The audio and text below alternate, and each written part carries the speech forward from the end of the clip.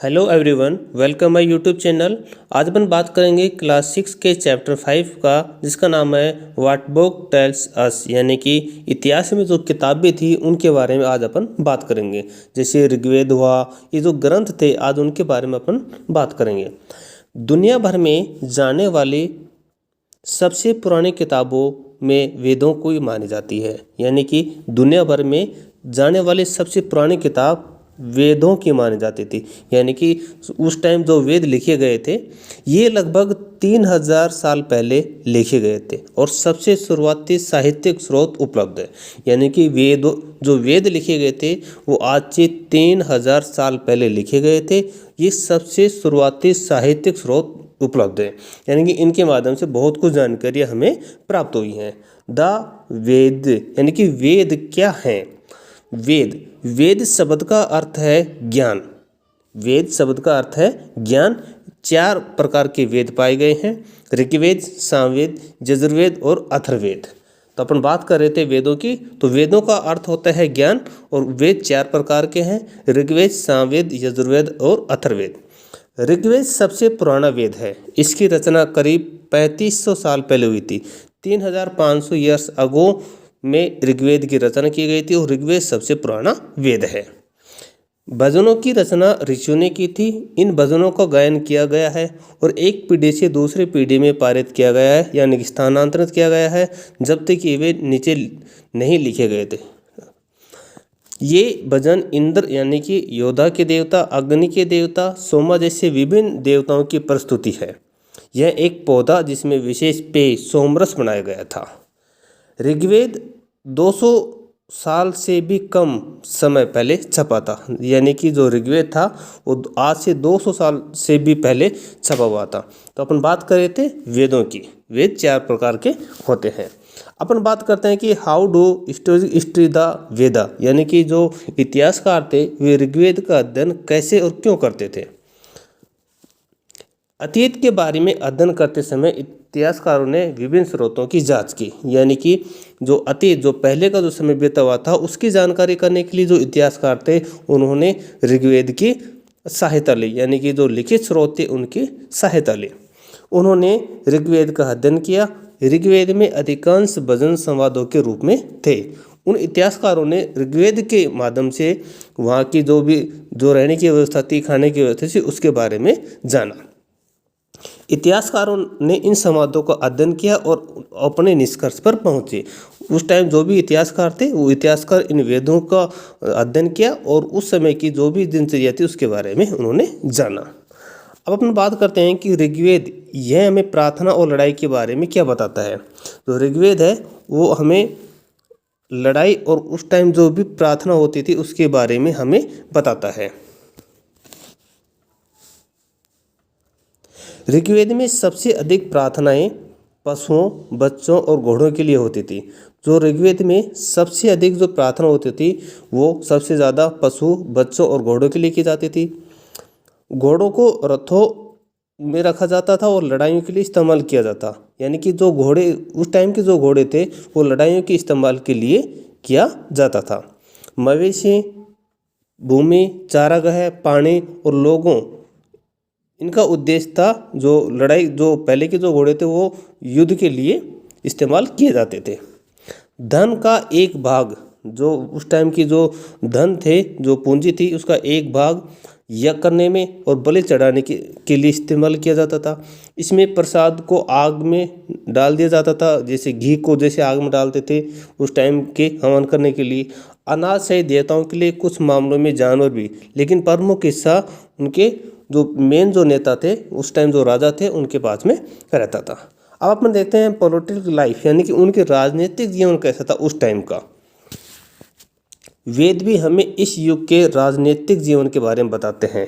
जो वेदों में सब लिखा हुआ है और वेदों के माध्यम से भी उस समय की जो राजनीतिक जीवन था उसके बारे में हमें वेद से प्राप्त होता है। गुट दो गुट ऐसे होते थे जिनके उनके काम के हिसाब से बनाए जाते थे, यानी कि एक पुजारियों, जिन्हें कभी ब्राह्मण भी कहते थे, वे विभिन्न प्रकार के अनुष्ठान करते थे और राजाओं को, यानी कि एक जो राजा का गुट होता था और एक जो भी पुजारी होते थे उनका आपस में जो गुट होता था। राजा के पास कोई पूंजी, महल, सेनाएं नहीं थी, कर एकत्रित नहीं किए जाते और वंशानुक्त राजाशाही नहीं थी। वेदों में ये सब कुछ लिखा गया है। अब अपन बात करते हैं उनका क्या क्या व्यवसाय था, यानी कि किस प्रकार से वहाँ के लोग अपना व्यवसाय करते थे। कृषि, पशुपालन, रथ बनाने, मिट्टी के बर्तन, आभूषण, पेंटिंग, इन सब धातु का मुख्य व्यवसाय था। यानी कि उस टाइम के जो लोग थे वो कृषि भी करते थे, पशुपालन भी करते थे, मिट्टी के बर्तन भी बनाते थे, धातु का भी काम करते थे। इस प्रकार से वो अपना जीवन यापन करते थे। अपन बात करते हैं जना या विष। उस टाइम जना और विष किसको कहते थे, क्या थे ये?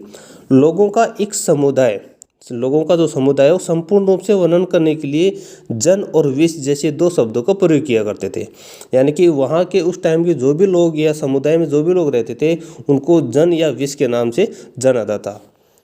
नाम से कई विष या जना का उल्लेख भी किया गया है, इसलिए हमें पुरु जनना या विष, भरत जनना या विषु, यदु जनना आदि ये शब्द मिलते हैं। अब हम बात करते हैं कि दास, उस टाइम दास किसको कहते थे?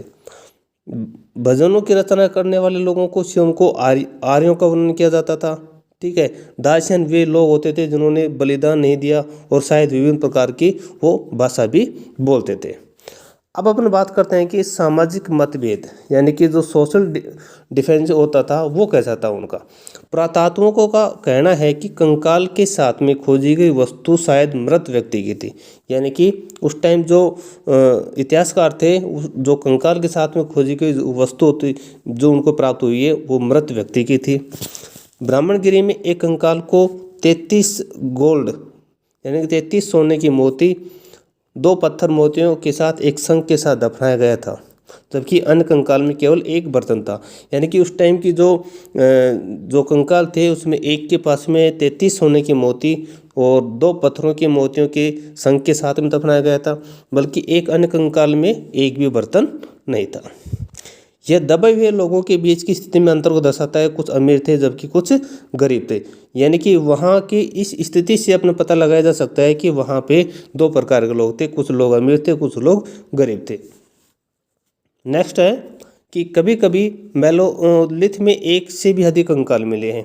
इससे इंगित होता है, इससे अपनी जानकारी मिलती है कि एक ही परिवार से संबंधित लोगों को एक ही स्थान पर, हालांकि अलग अलग पर दफनाया गया है। यानी कि वहाँ पे अलग प्रकार के जो मेगालिथ थे उनके अलग प्रकार से कंकाल मिले हैं। उसके माध्यम से ये जानकारी मिलती है कि एक ही परिवार से संबंधित लोगों को एक ही स्थान पर अलग अलग तरीके से दफनाया गया था। अपन बात करते हैं इन गाँव में विशेष कब्रिस्तान मिले हैं। इस गांव में 3600 से 2700 साल पहले कब्जा था। यानी कि एक गांव है, वहाँ पे एक कब्रिस्तान मिला हुआ है जहाँ पे साइट बीमा की सहायक नदी घोड़ा नदी के तट पर ये स्थित है। कई पशुओं की हड्डी, कई अस्सा कट के निशान भी मिले हैं जिन्हें भोजन के रूप में इस्तेमाल किया जाता है। ये भी यहाँ से पाए गए हैं। कंकाल अध्ययन हमें समूह की पहचान करने के बेहतर तरीके के बारे में बताते हैं। यानी कि उस टाइम के जो कंकाल मिले हैं उससे हमें समूह की पहचान करने के लिए एक बहुत ही बेहतर तरीका है। तो ये था आज का चैप्टर जिसमें अपने कुछ वेदों के बारे में अध्ययन किया। वेद 4 प्रकार के, ऋग्वेद, सामवेद, यजुर्वेद और अथर्ववेद। इन सब वेदों के माध्यम से वहाँ के इतिहासकारों ने अनेक प्रकार की जानकारी इकट्ठा की और यह बताया कि वहाँ के लोग कैसे रहते थे, कैसे उनका जीवन यापन था, कैसे उनका व्यवसाय था। ये सब जानकारी अपने वेदों के माध्यम से पता लगाए थे। तो आज का चैप्टर में यही था कि इतिहास में जो किताबें मिली हैं जैसे वेदों से हमें बहुत ज़्यादा जानकारी प्राप्त हुई है। Thank you.